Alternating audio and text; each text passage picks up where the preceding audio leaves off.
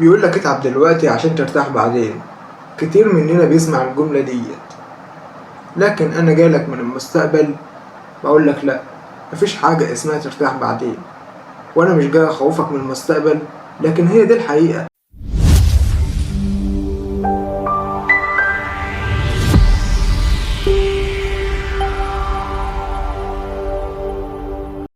يعني لو انت فاكر انك هتصحى في يوم من الايام تلاقي الشغل بتاعك خلص والمشاكل انتهت ومعادش وراك هموم وخلاص بقى هتنيك مفخد طول الحياة وموراكش اي شغلانة، فالواقع غير كده خالص.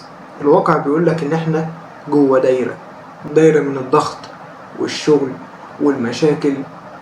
فحكاية ان الدنيا مرتاحة ديت خلاص معلش موجودة، وكل ما انت بتخلص نقطة في الدايرة بتروح للنقطة اللي بعدها لحد ما تكمل نفس الدايرة وبرضه ترجع تاني مرة تانية. فكل نقطة أو كل مرحلة بيبقى ليها تعب، وكل خطوة انت بتمشيها في حياتك بيبقى ليها تمن. لكن ما تحسبش انك لما توصل لنهاية المرحلة ديت ان خلاص كده هتعيش بقى حياة استقرار وحياة مرتاحة والدنيا حلوة. فبرضه الواقع بيقول لك غير كده خالص. لأن انت بالعكس، ده انت لما توصل لنهاية الخط ده هتشيل مسؤولية أكبر ومسؤولية أصعب وأعمق.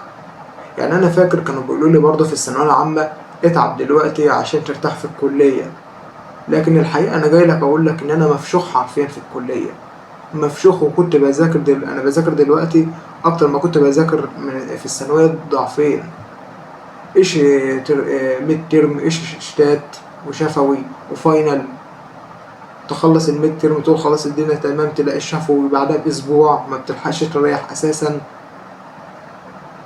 فالدنيا طحن ضغوطات بقى واخد تلطيش إقلام. مفيش حاجة اسمها راحة يا باشا. لكن الراحة من وجهة نظري هو إنك توازن ما بين الشغل وتوازن ما بين الراحة.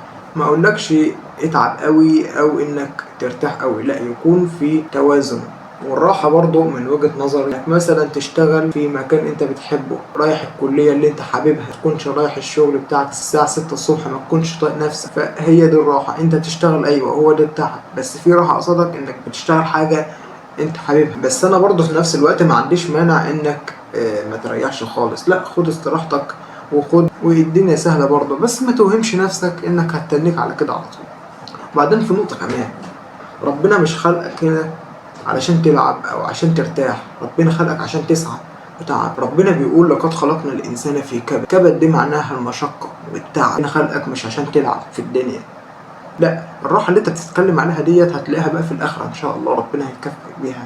لكن انت جاي هنا عشان تتعب وتسعى وملكش دعوة بالنتيجة، لان النتيجة ديت عند ربنا، ملكش دعوة بخط النهاية.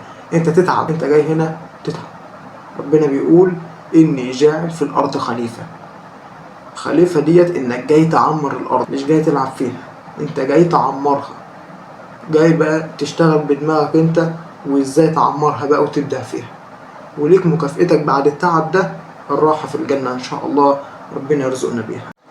وبرضه مش معنى التعب انك مش هترتاح خالص، لا. كان في فيديو انا كنت عامله عن تنظيم الوقت، كنت بتكلم فيه عن تقنية البومودورو، انك هتذاكر 45 دقيقة وده الشغل والتعب بتاعك، بس قصادها انك هتريح ربع ساعة او ساعة، يا عم مش هزعلك، فيكون برضو قصادك راحة.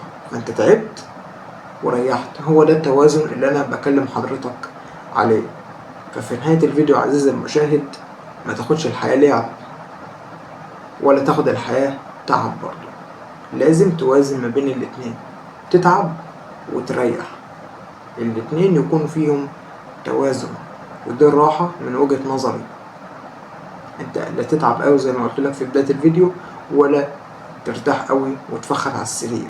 فملخص القصة دي كلها انك في المستقبل هتتفشخ، في المستقبل هيطلع ميتينك. اللي يجي يقول لك انك هترتاح اديله بالجزم في وشه. كده اكون خلصت الفيديو. السلام عليكم.